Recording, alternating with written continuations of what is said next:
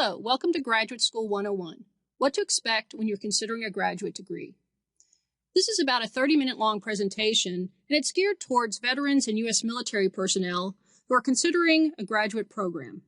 However, if you are not a veteran or in the U.S. military, we still think you'll find this a useful presentation to give you some idea of what to expect if you're considering a graduate degree. Hello, I'm Dr. Mary Casarda. I'm an associate professor in the Department of Mechanical Engineering at Virginia Tech and the Associate Department Head for Graduate Studies. Hi, I'm Ennis McCreary. I'm the Graduate Student Ombudsperson with the Virginia Tech Graduate School. The goal of this talk is what to expect as you consider a graduate program. We'll focus primarily on research-based degrees, and we'll elaborate on what we mean by that in a moment. But in a research-based degree, you'll do things like the people are doing in these pictures. At top, they're presenting important research results at a conference. The gentleman in the center is defending his work to a committee of advisors or faculty members. And the gentleman in the bottom is doing independent research in the laboratory to take measurements to prove or disprove a scientific hypothesis. In this talk, we'll also include tips for applying and what questions to ask as you consider a graduate degree program. Now, as we go through the presentation, the information may feel overwhelming, but we hope that you'll view it as an introduction to the academic system, much like when you first learned about the military system. Understanding positions, relationships, and duties will help you navigate your way through. Remember that this is only an introduction. You'll learn much more when you apply and enroll in graduate school. And please do recognize that graduate programs are very discriminating in who they accept into their programs. So if you are accepted, that's a vote of confidence that they believe you will be successful in their program. Before we get started, we'd like to acknowledge the support of the National Science Foundation.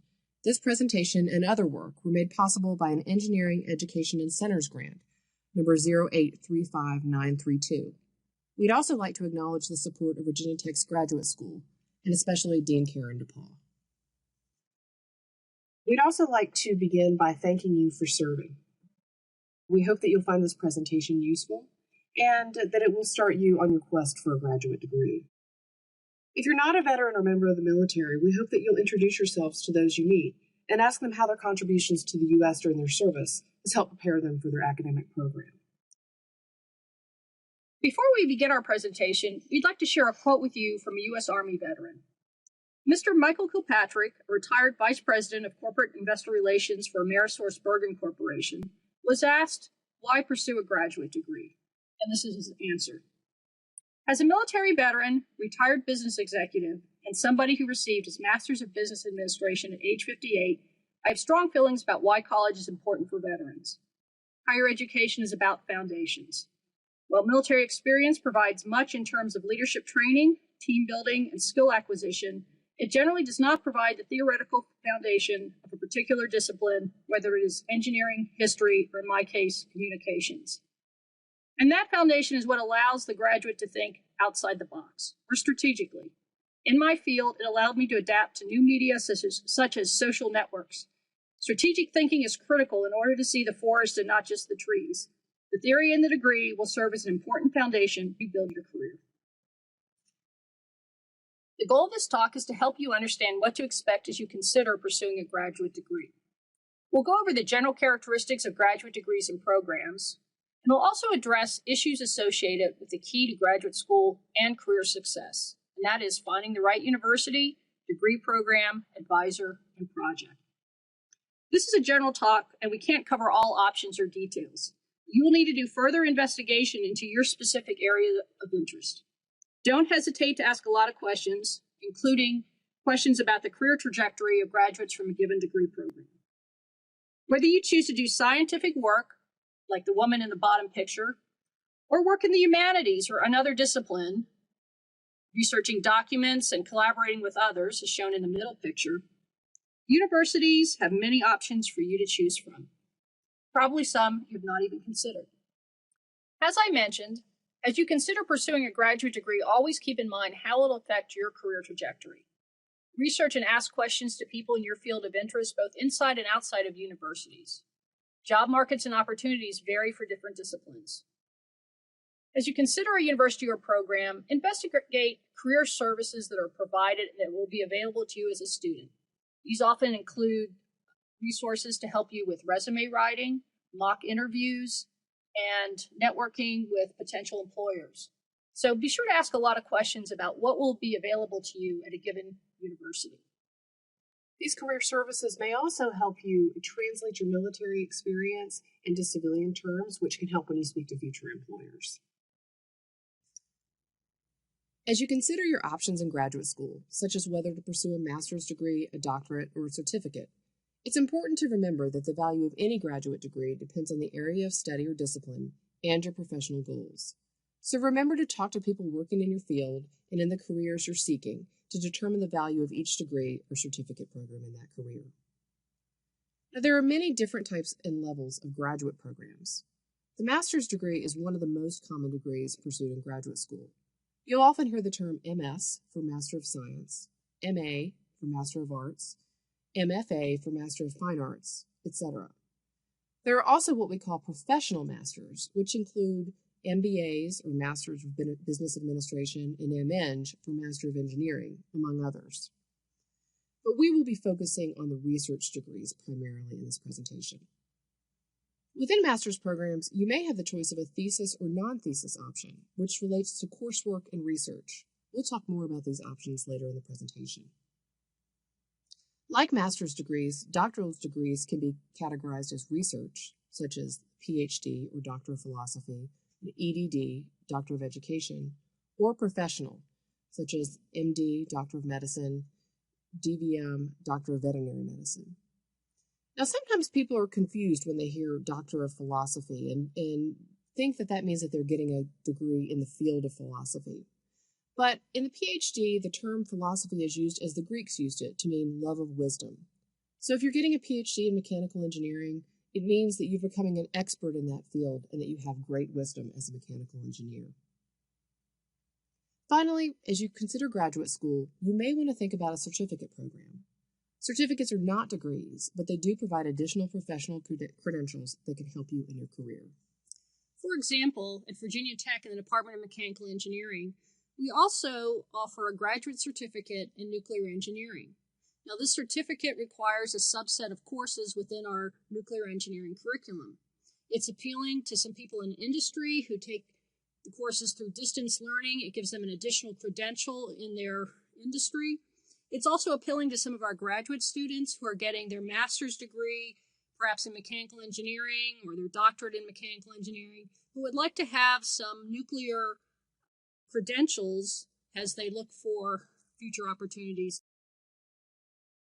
As you start thinking about graduate school, it's important to understand that master's and doctoral programs are much more specialized and customized than bachelor's degree programs.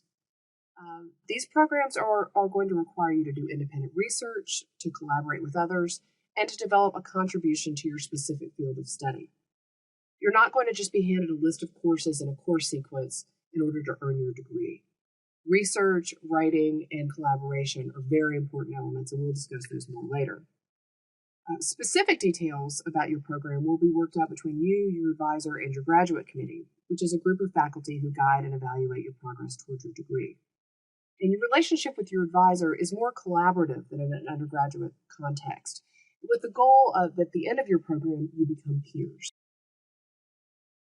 Understanding the responsibilities of faculty will help you transition to a graduate degree. Faculty, particularly in the sciences and engineering, are often responsible for acquiring grant dollars to support research. Now, these grant dollars are used to support graduate student stipends and tuition, and often some or all of the faculty members' own salary. These grant dollars also pay for equipment, materials and supplies, as well as conference travel for faculty and students, publications costs, among other research costs. So even if you're paying your own tuition or being funded through the GI Bill, recognize that faculty grant dollars are still very possibly benefiting you in getting your graduate degree. Now, in this picture, we have 4 different faculty members, and faculty members have a variety of responsibilities. The mission of the faculty has many aspects, including working one-on-one with graduate students. A big part of the faculty mission at a research university is to publish research results as well as scholarly works in the form of books. Recognize that faculty also teach at the undergraduate and graduate levels, in classroom settings as well as laboratory settings. Faculty are also responsible for administrative duties. These include such things as reviewing graduate student applications, serving on committees at local as well as national and international levels, and also community outreach, among many other duties. In the pictures below, you can see faculty in some of their different roles. The first picture is a role of a faculty member awarding a certificate or award or even a fellowship to a graduate student. In the second picture, we see faculty working in a clinical setting with their students. And in the third picture to the right, you see a faculty member teaching to probably a large lecture hall as an important aspect of their role. So in addition to working one-on-one with your advisor, your mission as a graduate student has many aspects also. These include research, writing, coursework, and examinations. Like the students in the three middle pictures, you may be doing hands-on research in the laboratory or the field. Your work will include writing papers, posters, and presentations, including making oral presentations, such as shown in the picture at the top. You also have examinations in coursework, as well as in a research context, which we'll talk more about later in the presentation. So like faculty members, you are also going to wear a lot of hats as a graduate student. Now let's talk about what we mean by research. Research involves investigating and understanding previous work in your field of study. In all fields, scholarly research includes library research to help you learn the language of your discipline. But the rest of your research may look different depending on your field. For example, in the humanities, which includes fields such as English, history, philosophy, and religion, among others, research involves examining events, literary or artistic works, or cultures through historical research, analysis, or theory. In the sciences and engineering, research may involve theoretical modeling and/or experimental work. Usually this is done to prove or disprove a hypothesis that is an original hypothesis that you determine with the help of your advisor and committee. You can see the picture of the woman in the bottom of this slide, and she's doing some independent research to prove or disprove her hypothesis. Now you see in this picture on this slide that research is probably going to involve both independent work, as a gentleman on the left working in the lab is demonstrating, but also working with others and communicating your work with other colleagues and others in the field, as shown in the example picture on the right. Now, research and developing independent research skills is a key goal of graduate school, and also becoming a leader in your area of research. Courses become less important and really serve as tools to help you be successful as a researcher. Your portfolio of research results becomes more important than the GPA. In addition to research, graduate degrees involve writing. Regardless of your field, you will do a significant amount of writing in graduate school. Now, most graduate degrees require written documentation of your research contributions to your field of study. For example, in a non-thesis master's program, which is mostly coursework, you may be required to do a small project and report. If you pursue a master's with a thesis option, you'll be required to do significantly more research and to write a thesis documenting your process and your findings. And at the doctoral level, you'll be expected to write a dissertation, which is longer than a thesis, reflecting the larger scope of work. So no matter what your discipline, you will be required to do a lot of writing, and this is important because it's disseminating to society the important contributions that you've made. Think back on the research that you've been reading about as you start your graduate program, the well-written papers that help you understand a concept, and this is ultimately your goal also. Most graduate programs will also encourage you to publish your work in scholarly journals and conference publications. Most of the time, you will write these papers with co-authors, including your advisor, other faculty from your university, industry partners, and other graduate students. Very few journal papers are written alone. And that's important to know, particularly if you don't feel that you're an accomplished writer. You need to know that you will get a lot of practice and a lot of help along the way. Now, publishing your research in these venues will help you build a strong resume, it will get your name out there, help you build connections, and establish a good foundation for your career. It's also important to know that in some cases, theses or dissertations may be compilations of journal papers. So the writing that you do along the way in graduate school could very well build up to be that larger publication, your thesis or dissertation. So as you explore universities and degree programs and potential advisors, ask about publishing opportunities and presentation opportunities, because these are going to really help you get involved in your discipline and develop strong communication skills. In addition to research and writing, graduate degrees involve coursework. Course selection depends on a research topic, advisor, and program requirements. Courses at the graduate level are usually more focused on supporting a specific research area that a student is working in. The number of courses is usually less than that of an undergraduate program, and the number of courses depends on both the degree level and the specific program. Now, be aware that depending on your previous degree, you may be asked to take prerequisite courses that may be at the undergraduate level. For example, in the Department of Mechanical Engineering at Virginia Tech, we occasionally get some very strong candidates who have a bachelor's degree in physics. We welcome these candidates, but on occasion we make them take a few courses at the undergraduate mechanical engineering level to better prepare them to be successful in research.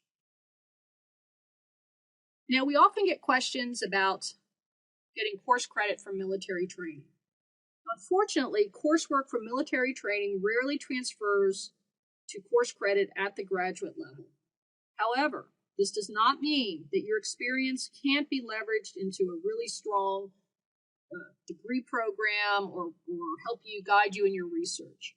Recognize that your experience will help inform your research and will help you tremendously in your classes, research, and professional activities overall.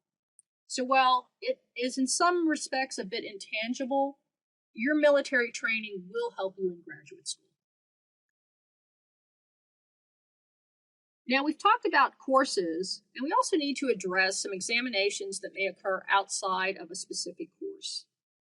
Some graduate degrees require specific examinations. The overall goal of any graduate degree is for a student to become an independent scholar who is also able to collaborate with other professionals inside and outside of their discipline and university. As part of this, you will be required to pass examinations which demonstrate that you have the appropriate level of understanding to represent your discipline. Now, some of these examinations will cover general content in the discipline and may be called qualifying exams or comprehensive exams. These exams demonstrate that you have an adequate foundation in your discipline and that you're ready to conduct independent research. Recognize that these exams may be written and or oral. You can see the student in the picture below making an oral defense. Now, recognize that examinations may happen at different and multiple stages of your graduate program. For example, we spoke about the qualifying and comprehensive exams, which demonstrate that you have a foundation to move on to independent research and probably will occur relatively early in your degree program. Additional examinations, such as a preliminary or proposal defense and the final defense, occur later in your degree program and at the end for the final defense. These exams demonstrate your in-depth understanding of your specific research topic and also how that research topic contributes to the discipline. It demonstrates that your contributions are credible and sufficient for getting your graduate degree. Now, for graduate degrees, students will have an advisor and committee. As you can see the picture below, we see 4 different faculty members, all with different advising styles. Recognize that the advisor and committee approves your course of study, research, and determines when you have fulfilled all of the requirements for graduation. An advisor is a credentialed expert in the field who will directly oversee and guide you through your research, recommend coursework, and support professional development. Your committee includes your advisor and other credentialed experts in areas related to your research who also provide feedback and guidance on your graduate program. They may be from your department, they may be from outside your department at the university, they may be from another university. In mechanical engineering, we occasionally have people from industry who have the credentials and the qualifications to serve on a graduate students committee. Once you have an advisor and committee for your graduate program, you will meet with them periodically on both formal and informal meetings, such as the informal meeting shown in the picture below. In these meetings, your advisor and committee can give you feedback on your progress to date and your path forward also. Now, different programs, university, and advisors have similar but different requirements for their graduate students. You should become completely familiar with these requirements before entering a graduate program, so there won't be any surprises. Even with the best advisor, you are ultimately responsible for knowing policies and procedures for your degree, including timing requirements and dates. Now recognize that your advisor may have access to funding to support you in your research, and funding varies by discipline. Funding may include your tuition and a monthly stipend, and potentially other benefits including healthcare discounts. Research assistantships are common in engineering and the sciences, but there are other forms of funding also in these disciplines as well as other disciplines.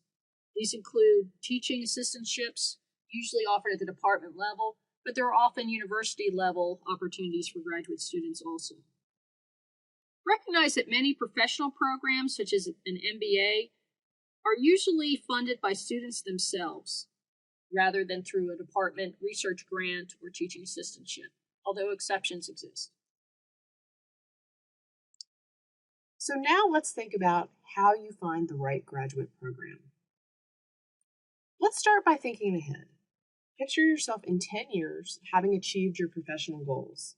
Now ask yourself what you need to do between now and then to make this happen. Our number one rule is to do your research and ask questions. You want to research a university and specific degree programs and departments that you're interested in. And remember that graduate programs are much more department-centric than they are university-centric. So while you may go visit a campus, it's even more important that you go visit a department, meet faculty and students, and understand how you may fit into the departmental culture as you move forward. Also, talk to graduates or current students about where they may be working or where they want to work, so that you really understand where this particular degree program will take you, and will it take you where you want to go. Another option is to go visit schools, and we strongly encourage you to take advantage of any opportunities to go to recruiting weekends or just to schedule a visit on campus. Visit the department, meet different faculty, look at the research that's being done in the department to get a full view of what it has to offer. It also gives you a good opportunity to make a good impression on faculty, as you can see in the picture below, but it's also a good opportunity for the graduate program and the faculty and students to make a good impression on you. So one of the keys to graduate school success is finding the right advisor. So how do you do this? Remember our rule number one, do your research and ask questions. The advisor-student relationship is based on both mutual research interest as well as personality and working style. So you should be aware of your own working style and the style of your potential advisor. What are your expectations for an advisor, and what are their expectations for their students? Ask how an advisor's graduate students are funded, how long they take to graduate, and where they are employed after graduation. It's always good to talk independently to an advisor's graduate students to really understand an advisor's style and their expectations, as well as the culture of the research group. Now, I also encourage you to be open-minded. Don't get locked into one faculty member or one research area. There are many research areas out there, many that you probably haven't even thought of. So be open-minded and investigate lots of options. Now, as you begin to apply to graduate school, it's important to learn all the components of the application. We encourage you to apply to more than one program or university. Have a backup plan if you don't get into your first choice. The picture below shows a bit of Virginia Tech's campus, and we remind you that environment can be an important part of your success. So as you begin to apply, think about how you fit, how the campus feels to you, and how the department feels to you. During the application process, check with the university and the department to find out about application deadlines and requirements, such as required test scores, such as the GRE, the Graduate Record Examination, the GMAT, which you would have to take for business degrees, etc. And be aware that departments may actually have earlier deadlines than the university. So it's not enough just to check the university webpage. You need to also check the department's page or speak to someone in the department. Now remember, a graduate application has many aspects that the review committee will look at. And one of the things we like to look at is reference letters. So ask a program what kind of reference will make your application most competitive. For example, a reference from a professor that had a student in class and can speak to the student doing well in that class and asking questions. That's an okay letter, but it's not a strong letter. In mechanical engineering at Virginia Tech, we like to see letters from references that are qualified to make a good letter, to write a good letter, but can speak to the student's leadership ability to get things done, the work ethic, the intellectual capability. They can talk about their work, particularly on projects in our case, and how they have demonstrated their talents in that respect. Now remember, as you think about who will write your reference letters, remember to give them time to respond, and don't wait till the last minute. This could make the difference between a very strong letter and just an okay letter. Now, if you're a veteran or active duty personnel, there's some things to consider as you prepare your application. Think about how to translate your military experience into civilian and academic terms. Remember to avoid use of military acronyms and terms without explaining them. And as you think about translating your military experience into terms that a review committee can evaluate, think of the kind of communications you've done in the military. Have you written manuals or reports? Have you done presentations? To how many people? What were their goals of the presentation and the writing? Can you highlight teamwork and leadership experiences and particular skills you've learned and how they will translate to a graduate degree program? What have your experiences been with technology? What about your experiences with different cultures? Consider how to translate these many important experiences and skills that you have developed into civilian terms. Communication, experience with projects, logistics, and technologies, as well as leadership experiences, translate very well to a graduate application.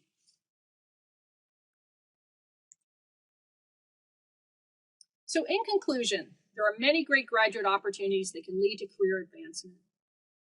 Remember, graduate degrees are structured differently than undergraduate degrees. Remember that the advisor and graduate student relationship is more interactive than at the undergraduate level. Also, don't forget, the key to graduate school success is finding the right university, degree program, advisor, and project. And remember our rule number 1, to research and ask lots of questions. From all of us at Virginia Tech, thank you again for serving, and we wish you the best of luck as you pursue a graduate degree.